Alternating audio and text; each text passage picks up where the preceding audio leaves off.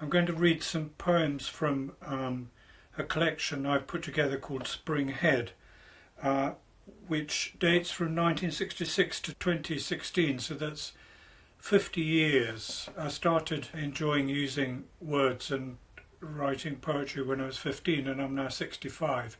So this is just trawling through a lot of stuff and trying to make a little bit of sense of it for this little book called Spring Head.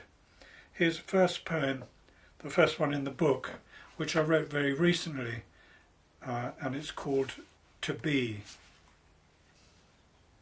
To be eloquent and lost for words, to steel ourselves with accuracy, yet remain elliptical, to be here and there in the same place, to be and not to be at the same time, to find form and amorphousness, to test the weight of things, yet know their levity, to take the road, yet see multiple digressions, to throw the whole thing skywards, yet see blue beneath my feet.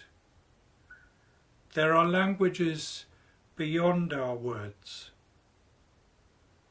the witty one and the tongue-tied, fog and clarity, you may find either as you reach the bridge, the close detail of a clear day and depth of mist, here and not here, at the same time, at no time, nowhere.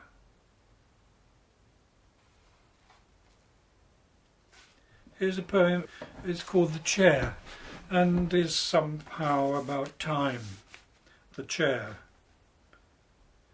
This chair is old. It counts the human frames that have collapsed into it.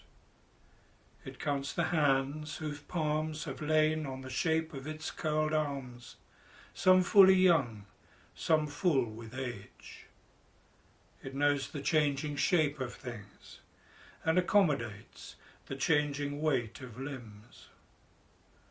A small child, propped amidst cushions, is safe and guarded by its high sides, and the same child sprawls, years on, with a foot tilted on the rim and knee high above, balancing a full can of beer. The chair fears for its fabric.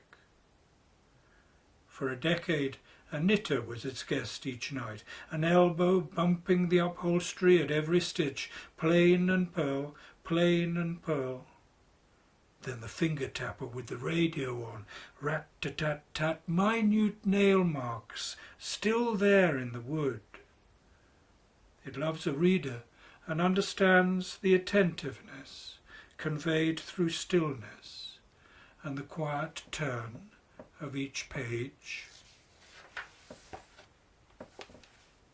But it knows best the old, who most appreciate its qualities.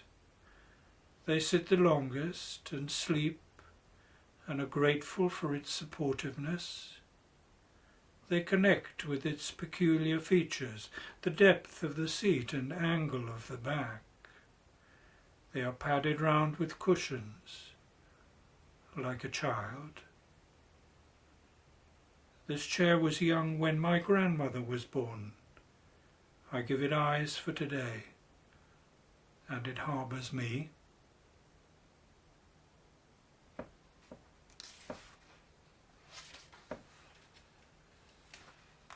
Here's a poem. The date is the 6th of May, 2002, and it's called Notes After a Walk. So I sat down and wrote this when I came in. Be silent in a wood, for you may hear a field mouse scampering through the garlic. When you emerge from the trees into a big field, stand still and inch forward, looking quickly from side to side. You may see a fox or a hare before it sees you and runs. You may surprise a doe. The air will be disturbed by her alarm. Your eye darting to the side, You'll see the flash of her white tail as she leaps through the bluebells, which is enough. You'll know she's there. Tread very lightly, especially at dusk, because a badger may be coming up from his set, and he would sense the vibrations of heavy feet. Step carefully to avoid cracking twigs, and you may see him. Absorb a walk, for it will not be the same again.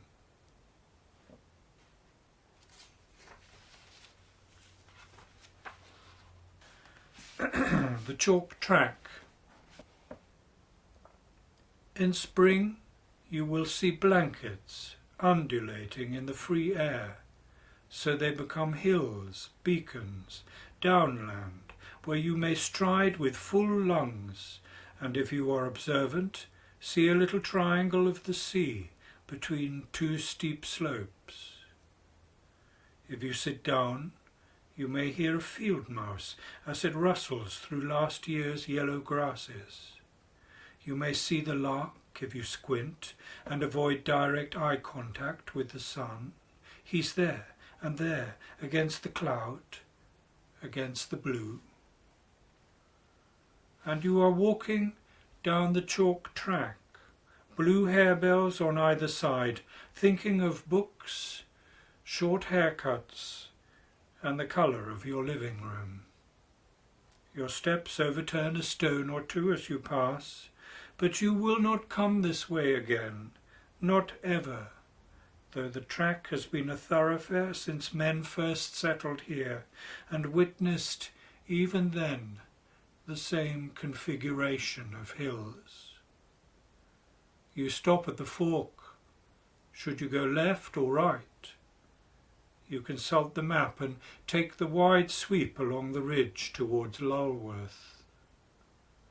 A hare hears you, the tread of your boots receding into the distance, into the blue, and he runs to the skyline, brief silhouette, before the waves of long grass take him, take you.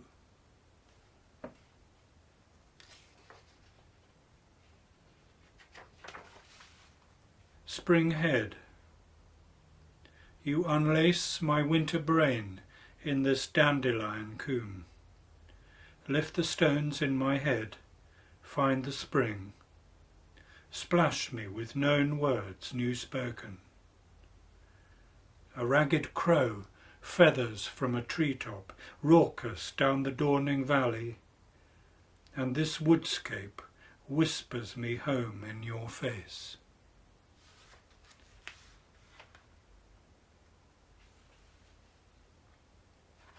Here's a poem which I wrote recently.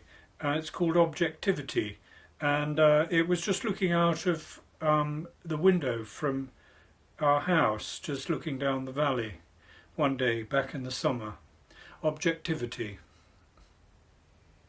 Never before have I seen the far field mown, the tractor inching through the tall grass, making corduroy along the contours, circling the steep coombe where spring and stream are the exception to the rule of the field.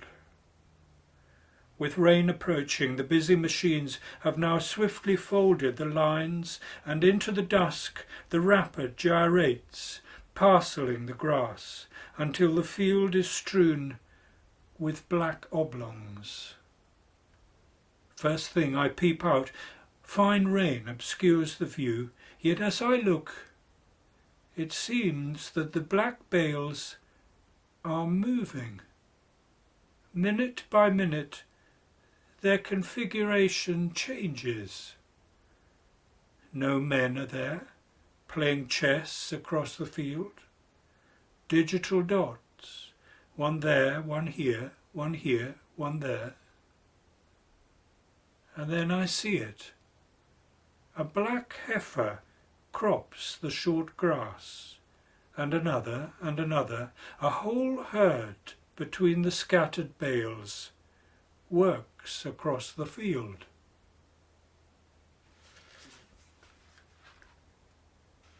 Here's a poem which I wrote when I was 21 in 1972. It was written originally to be performed on board the Cutty Sark at a reading at the Greenwich Festival of that year. A group of us read poems and we each wrote a poem specific for that occasion. So the Cutty Sark is the clipper ship which used to ply to and fro to the Far East. So the poem is called The Old Woman and Her Dandelions. The old woman taps her way up the steps and sits outside the chapel on the sea-blown hill, doing her embroidery. Dandelions it is, bright as the eastern sun. Liquid eyes, like a dolphin, reach of time. And she is young about the moon-dance ponds down the gardens, and the grand red buildings on the harbour, like trumpets, sound strength to her slenderness. She runs as a man thin as rigging beats out his loincloth on the steps, and the temple responds, deep in its encompassing hold. Young, in a billowing skirt, through the morning's first quandary, she is way out on the water, riding. Fine flowers she sows now. The old woman smiles to tell her secrets new. The breeze through her hair makes the white seeds fly. On the road driving to India when I was 18 with a couple of school friends, and we stopped by in a town called Banja Luka in what was then Yugoslavia. So this was 1969, and some days before there had been an earthquake, which happened over two occasions. First, on October the 27th, there was a tremor and a 10-year-old girl died. Then on October the 28th at 9 a.m. there was a tremor and 17 more died. So we went there just keeping out of the way, but just to observe and have a quick look. About 10 days later. So the poem is called New Day. Ground think we are, crust can be, crumbles, and we are there in the cracks.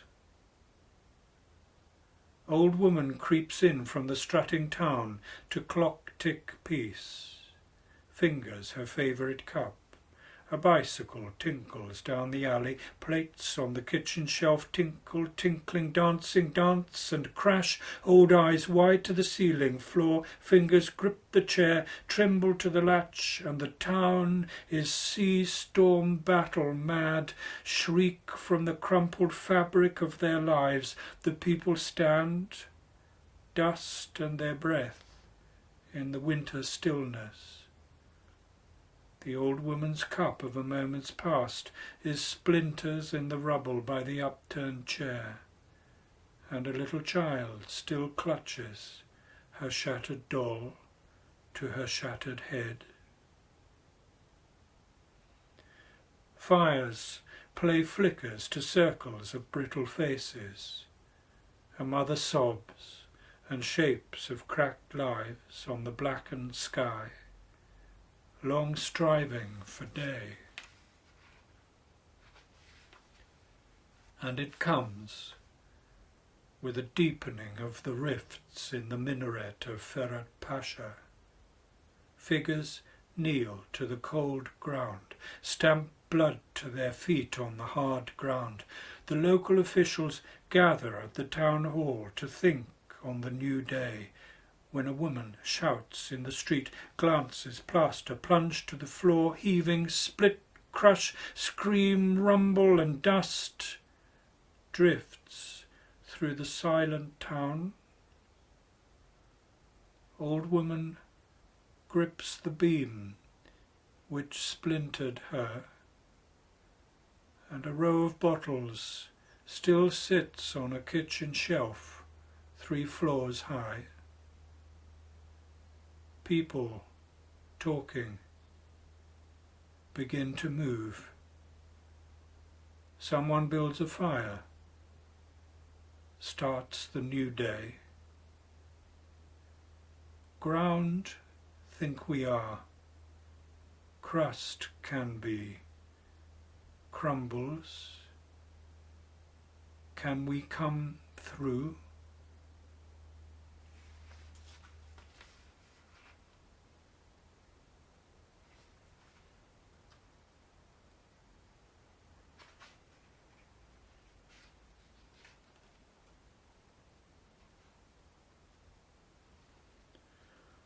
Okay, here's a poem. I spent a month in Cappadocia in central Turkey, which is a strange area of tough stone pinnacles of rocks, which is originally volcanic rock that has then been sculptured by the weather into these strange pinnacles. Into which hiding Christians in the early centuries and many others, Hittites and different peoples, carved dwellings and churches into the rocks.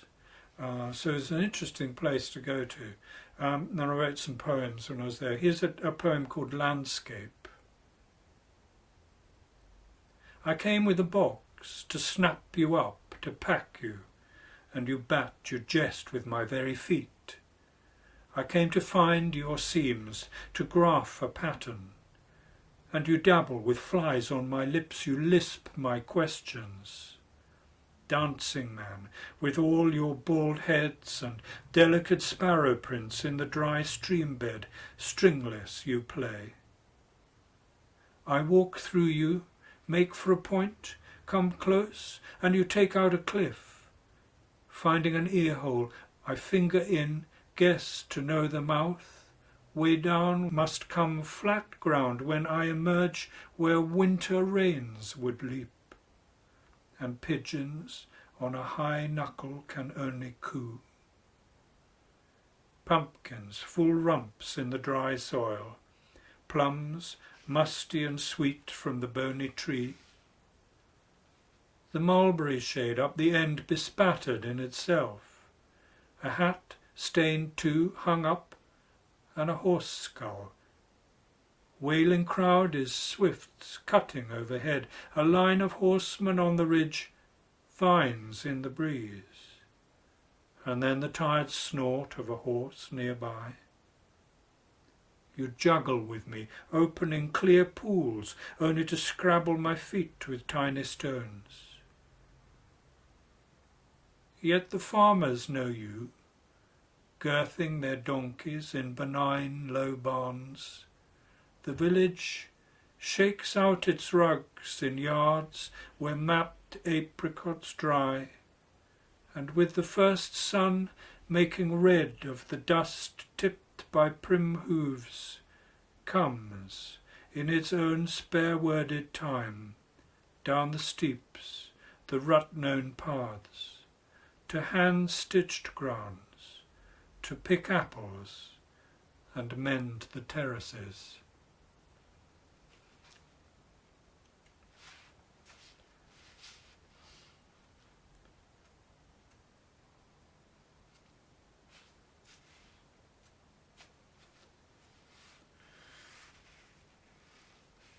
I've always, since I was 11, when my dad first drove me up there in his van, I've always loved the Black Mountains, 60 miles from Gloucestershire, where we'd have the sort of cosy Cotswold Hills.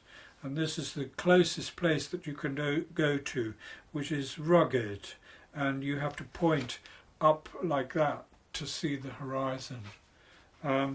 So I've just loved the place ever since, and have written a good deal about it. I'll just read one poem here quite a long poem. It's called The Visitor. I used to stay a lot in a caravan, and it was just below Cliff and Vi's farm. So I used to go up and visit them at the farm. The Visitor. I step out of the caravan on a clear, cold night. The stars held between high horizons each side of this steep valley. The wind is in the elders.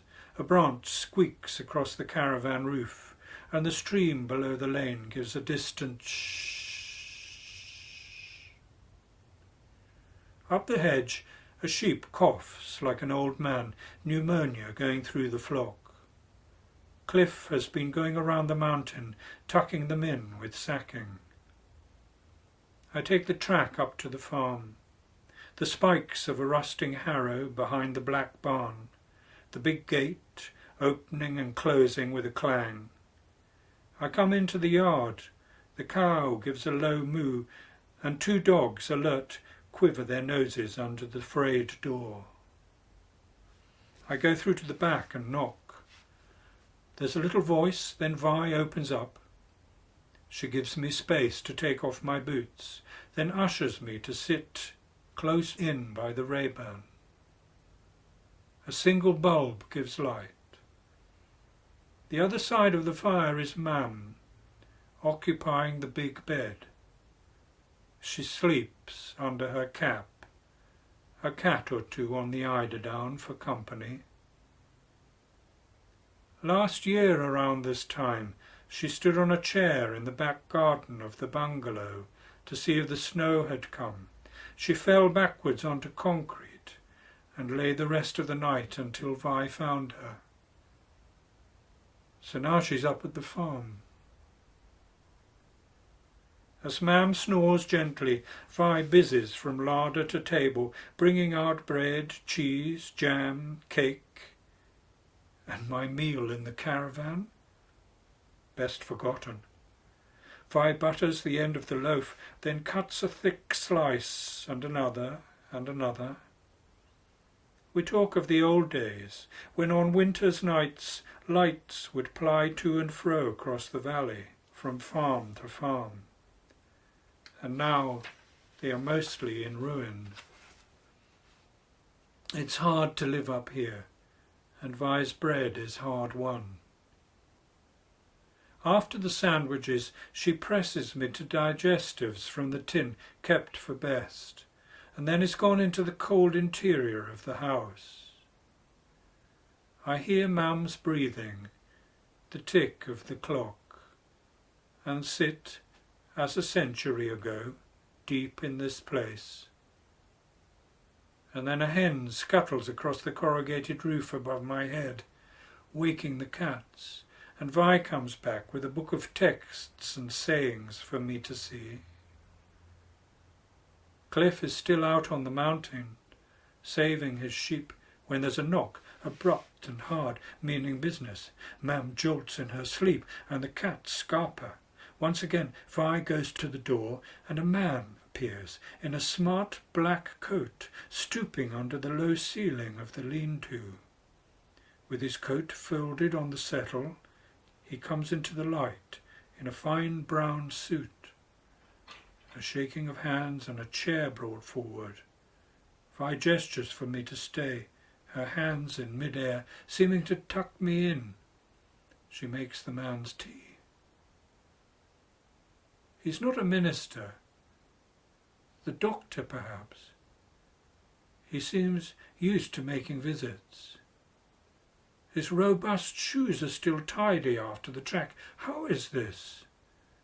And then I spot the large torch beside his coat. He has picked his way carefully. We talk of the long lane up the valley, my staying a few days. He dunks a solitary biscuit in his tea. He has a sure and confident air. And then there is a pause, and the man says, "Right," and Vi steps forward to Mam. Gently she takes her hand. Mam stirs and makes a low sound.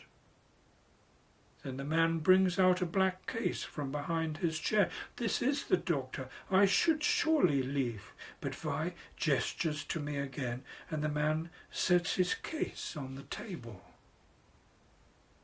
I watch as Vi untucks the covers at the base of the bed, revealing Mam's feet, white and exposed.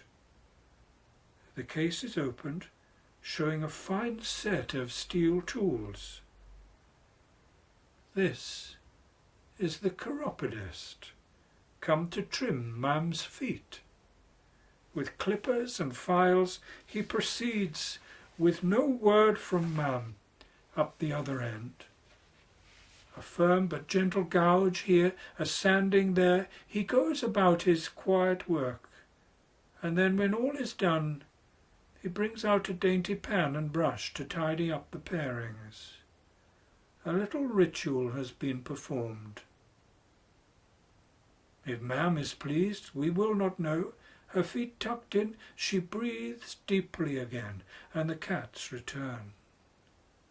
The chiropodist wipes over his tools and slots them back into the case.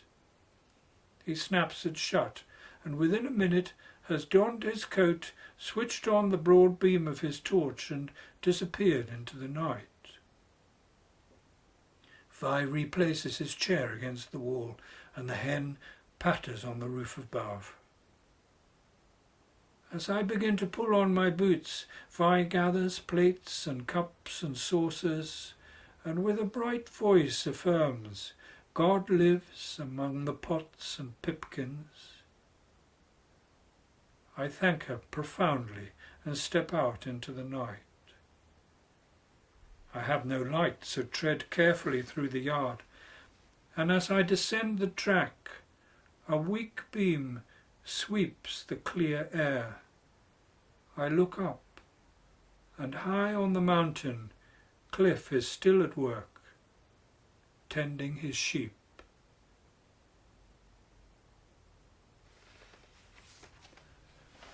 Here's a poem, it's called Home.